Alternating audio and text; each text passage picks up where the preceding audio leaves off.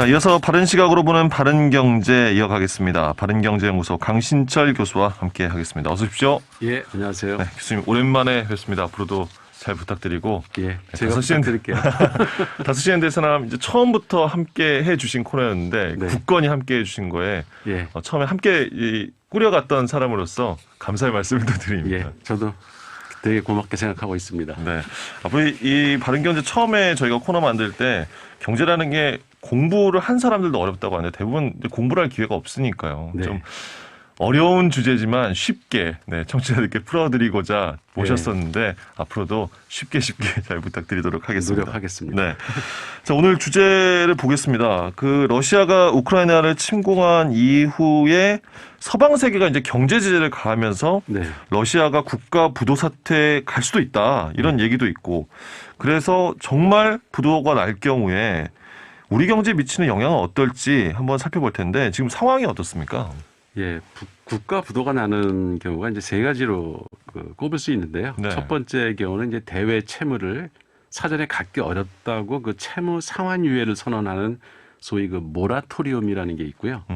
두 번째는 국채 만기가 도래는 했지만 상환하지 못하는 디폴트, 지금 이제 겪고 있는 상황이죠. 네. 그건 이제 보통 채무 불이행 상태다 이러는데 그게 두 번째고 마지막 세 번째는 신용 평가 기관이 그러니까 무디스나 뭐 피치나 뭐 이런 네. 기관들이 익히 들었던 그 기관들이 예, 실질적인 부도라고 판단을 해서 신용 등급을 기술적 부도 등급인 C 등급으로 강등하는 경우 지금 러시아는 CA 등급으로 거의 끝에까지 가 있습니다. 네.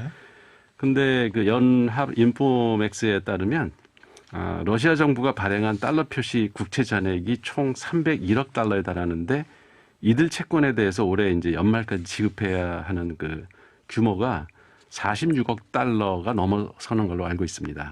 근데 이 중에서 이제 3월 16일에 러시아가 갚아야 될 이자가 1억 1,700만 달러. 이게 만기가 도래했는데 만약에 이거를 30일 이전에 갚지 못하면 이제 외화 디폴트 상태가 될 수 있는 상황이었던 거죠. 만기가 왔는데 갚지 못하는 상태. 예. 일단 이번에는 위기를 모면을 했죠. 예. CNN 등급 외신에 따르면 러시아는 이달 달러로 이자를 지급했다고 합니다. 그러니까 러시아가 환거래 은행인 JP 모건을 통해서 시티은행에 이자 비용을 전달을 했다고 합니다. 이로써 이제 당장 디폴트 위기에선 벗어났는데 당초 달러를 쓸 수가 없어서 디폴트 가능성이 제기됐지만 미국의 그 국고채 이자 비용 등에 대한 금융 제재가 5월 25일까지 유예가 됐고요. 그래서 당장은 달러로 지급을 할 수 있는 상황입니다. 네. 그 러시아가 과거에도 국가 부도가 난 적이 저는 이제 한 번 기억을 했는데 그 아주 오래전에도 있었더라고요. 예, 1917년 그 볼셰비키 혁명 때 디폴트 상태가 된 적이 있다고 하고요. 네. 그 다음에 98년 그 국제 금융 위기 때 이제 모라토리엄을 선언한 그렇죠. 적이 있죠. 예. 그러니까 하지만 1998년에는 돈을 갚을 능력이 없었지만 지금은 돈은 충분해요. 근데 서양 세계의 그 인위적인 제재로 달러를 쓸 수 없는 상황이 이게 이제 디폴트 상태로 갈 수도 있는 상황을 달러 만든 보유고가 거죠. 충분한데 부족한 게 아니라는 거잖아요. 그렇죠. 네. 어떻습니까? 그러니까 러시아는 외환 보유액이 약 6,400억 달러나 됩니다. 그리고 외채는 300억 달러밖에 안 되기 때문에 갚을 능력은 충분히 있는 충분히 거죠. 넘치네요. 네. 네. 그 가운데 이제 절반가량의 대외 보유고가 동결된 상태고 그러니까 한 3천억 달러는 지금 못 씁니다. 네. 그리고 러시아 은행들이 그 스위프트 경제망에서 퇴출됐기 때문에 결제를 할 수 없다는 게 지금 문제인 거죠. 네. 그리고 이 나라 경제가 지금 상황이 괜찮은 게 유가가 지금 배럴당 100달러가 넘지 않습니까? 그렇죠. 고유가죠. 그러니까 네. 뭐 석유만 팔아도 지금 그 외화 벌 수 있는 여건은 충분한 한편이고요. 네. 그리고 공공부채 비율이 1998년 GDP의 135%나 됐었는데 계속 그거를 낮춰가지고 올해는 18%밖에 안 된다고 합니다. 게다가 아까 말씀드린 것처럼 외환 보유액이 6천억 달러가 넘어서 대외 채무 갚는 데는 문제가 없습니다. 게다가 러시아는 스위스 은행 비밀 금고에 2,130억 달러가 또 예치돼 있다고 합니다. 그렇군요. 네. 그러니까 이 돈은 그 이제 푸틴 대통령을 비롯한 그 러시아 그 올리가기 소위 그 재벌들의 개인 재산이긴 하지만 국가 자산이 아니군요. 네. 근데 어차피 부채도 그 개인 그 재벌 기업들이 진 거라서 갚아도 네네. 그 사람들이 갚을 거라서 네네. 해외 부채 상환하는 데는 국가 전체적으로 아무런 문제가 없는 걸로 지금 평가가 되고 있습니다. 네.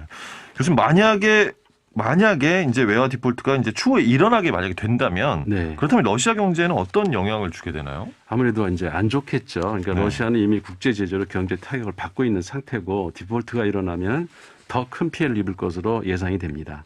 이미 달러당 루블 환율이 지난해 70루블에서 130루블까지 치솟는 그 루블화 가치가 폭락을 했고요. 네. 이에 따른 그 인플레이션이 극심한 상황입니다. 여기에 석유를 비롯한 대부분의 수출길이 막힌 상태이고 3천억 달러 이상의 외환 보유고가 동결돼서 쓸 수도 없는 상황이고요. 그리고 국제신용평가사 그 무디스가 최근 그 러시아의 올해 실질 경제 성장률을 마이너스 7%로 예상을 하면서 지난달 전망보다 9%포인트 하향 조정을 한 상태입니다. 네. 그러니까 IMF 총재도 금융 제재를 포함한 서방 세계의 경제 제재로 인해서 러시아 경제가 급격히 위축이 됐고 경기 체제 그러니까 침체가 심각해질 거다라고 내다보고 있고요. 만약에 디폴트가 되면은 수년간 그 외국 자금을 활용할 수 없게 되는 거 이게 제일 큰 문제죠. 그 피해가 커질 수밖에 없습니다. 네. 소위 이제 러시아는 큰 나라일 텐데 네. 그렇다면 세계 경제에는 어떤 영향이 있을까요? 다행히 세계 금융시장에 미치는 영향은 제한적이라는 전망이 많이 나오고 있습니다. 그러니까 게오르기의 그 IMF 총재는 러시아의 디폴트가 외환 위기를 촉발할 수 있냐는 질문에 그 지금으로서는 아니다. 전 세계 은행들의 러시아에 대한 익스포저, 그 소위 이제 그 위험 노출액이 1,200억 달러로 이제 적은 금액은 아니지만은 체계적으로 이미 이거에 대한 대비책들이 마련돼 있어서 뭐 별로 뭐 위험한 상황은 아니다라고 내다보고 있고요. 그 글로벌 은행권 그 대러시아 그 위험 노출액이 2013년 4분기에 2,564억 불이나 됐었는데 지난해 3분기에 이거를 1,215억 불로 반으로 낮춰놓은 상태입니다. 이미 낮아져 있는 상태군요. 위험이요. 예, 예. 네. 그러니까 준비를 해온 거죠. 그 여러 그 경제 전문가들은 글로벌 금융 위기나 유럽 재정 위기 당시보다도 유럽 은행의 손실 흡수력이 이제 많이 좋아졌고 이미 러시아 제재가 한 달가량 진행돼서 시장에 반영이 돼가지고 그 충격이 과거처럼 크지는 않을 것이다라고 전망을 하고 있습니다. 우리가 이제 과거 글로벌 금융위기나 유럽 재정위기 당시에 많은 분들이 피해를 입으셨었잖아요. 한국 경제도 영향이 있었으니까요. 그렇죠. 그럼 한국 경제의 영향은 어떻게 보시나요? 이것도 뭐 그렇게 크지는 않을 거라는 게 전반적인 의견이고요. 한국 경제에도 어떤 식으로 영향을 주긴 하겠죠.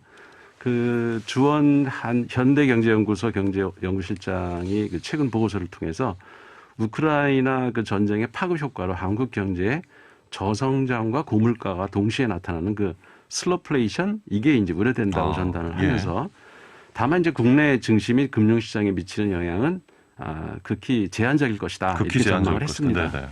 예, 국내 은행들의 경우 러시아 위험 노출액이 크지 않아서 직접적인 영향은 얼마 안 되고요. 금융감독원에 따르면은 국내 금융회사 러시아 대상 위험 노출액이 14억 7천만 달러 수준밖에 안 됩니다. 감내할 수 있는 정도. 그렇죠. 예, 다만 서방의 고강도 제재가 이제 지속되는 상황이 맞물리면 주요 그 교육국과 그런 경제들이 이제 좀 위축될 우려가 있고 국제 원자재 가격 및 그 수급, 인플레 등 그 글로벌 경제에 부정적 영향이 미치면 그게 이제 우리나라에도 파급이 되겠죠. 그런 부분들이 간접적으로 이제 영향을 미칠 거로 예상이 되고 있습니다. 네.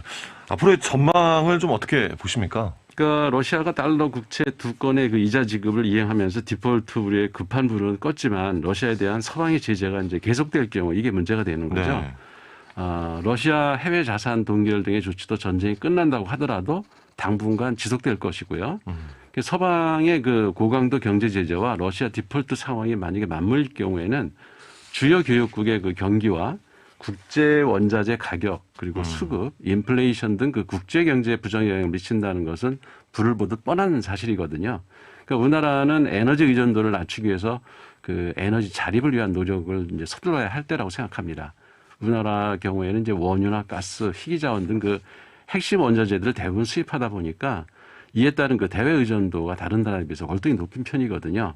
그래서 잠시나마 숨을 돌린 지금 시점부터 이 에너지 자립 문제에 대해서 진지하게 고민을 해봐야겠고요. 그러니까 중장기적 측면에서 재생에너지 시스템을 구축하고 그 에너지 수입 루트 다변화 등을 통해서 경제 안보 강화에 적극 나서야 할 때라고 생각이 듭니다. 네. 자, 바른경제 오늘은 러시아 디폴트 위기에 따른 국내 경제에 대해서 짚어봤습니다. 바른경제연구소 강신철 교수와 함께했습니다. 교수님 고맙습니다. 예, 고맙습니다.